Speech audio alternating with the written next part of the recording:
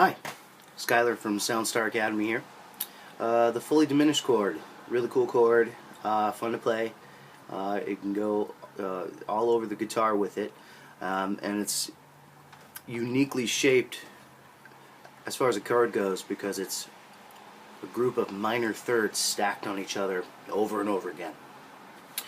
And a few things important to note, that when we're talking about a fully diminished chord, we're talking about a 7 chord, which means that it has your triad, your root, your third, your fifth, and a 7th thrown in there. So that's important for a lot of reasons that we can talk about maybe in deeper detail in another video. So if we have the stacking of minor thirds, and 4 of them in particular, we start with C. We're going to have a C, then we're jumping up a minor third interval to an E flat. That's a third interval, so that means it has to be the third letter away, C, D, E. So we have our E flat. Then we have another minor third interval, jumps up from there. We end up with a G flat. And here is the kicker: on a fully diminished chord, we have a double flat 7, which we'll talk more about in another video. That double flat 7 is still a minor third interval away from our fifth, which is a flat 5. But the fact that it's a 7th means it has to be 2 letters away or from the fifth, or 7 letters away from the root. So since we're on C, our double flat 7 has to be a B something. This is all technical stuff with the naming convention of our musical alphabet. So anyways, the G flat that we had with our flat 5 jumps up to a B double flat, which, yes, we'd like to call an A, and we can. But technically, since it's a double, or since it's a 7th, we would call it a B double flat. So now we can move past that. Yeah, well, let's call it an A. Whatever. So, cool. With the guitar, we find C on our low E string, E, F, F sharp, G, G sharp, A sharp, B. There's C. That's our 8th fret.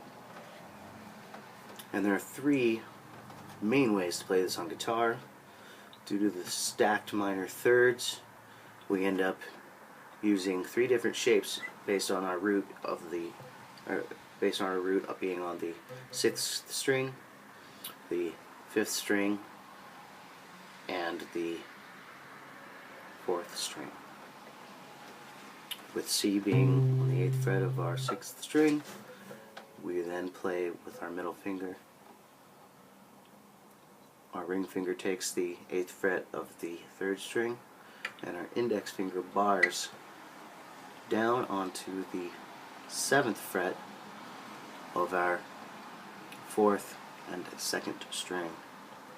We mute the 5th string and we mute the 1st string, and it sounds like this.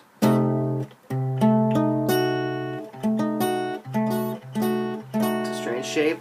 Once you get used to it, it's fun to work with. Now, since these are minor thirds stacked on each other over and over again, I can take my C diminished chord here, and I can move it up a minor third, or 3 half steps, to what now becomes an E flat diminished chord, but it's sharing the same 4 notes that I was playing here, which is how I can then move it up and get that cool sound. And I can do that again, and since I'm past the 12th fret up to the 14th fret, I'll substitute the 1st and 2nd frets instead. Start over. That's the G flat diminished chord, which is just the 3rd movement. The G flat, then I can go up to that B double flat, or the A diminished, and then that goes up 3, and there I'm at C again. So I've got all 3. And any of those would work for a C diminished chord. I could also call it an E flat diminished chord, G flat diminished chord, or an A diminished chord, or B double flat diminished chord, but you might get smacked. So anyways, on the 5th string, like this shape as well. My middle finger plays the 3rd fret to find my C. Then my ring finger plays the 4th fret of the D string, or the 4th string. My index finger plays the 2nd fret of the 3rd string.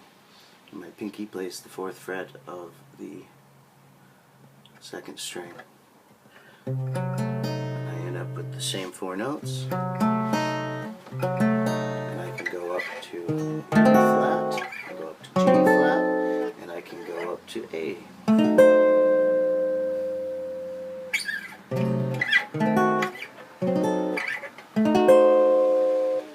Same as.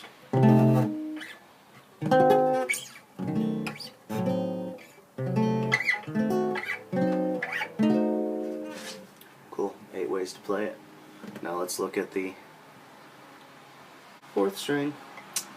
D is on the 10th fret of my, C is on the 10th fret of my D string. There's D, there's the octave up on my D string, D flat, there's C, 10th fret, and I play my index finger, 10th fret, 4th string, ring finger, 11th fret, 3rd string, second index finger, middle finger, 10th fret, 2nd string, pinky, 11th fret, 1st string. That is C diminished, fully diminished. I can go up a minor 3rd interval, only 30 frets, and I'm now past the 12th fret, so I'm on the 13th fret. I can substitute back down to the 1st fret. Same thing. I started on the 10th fret, down to the 1st fret, up a minor 3rd, up a minor 3rd. There's C again. So now I have 12 ways to play it, the fully diminished chord. And move to the 5th string, C again.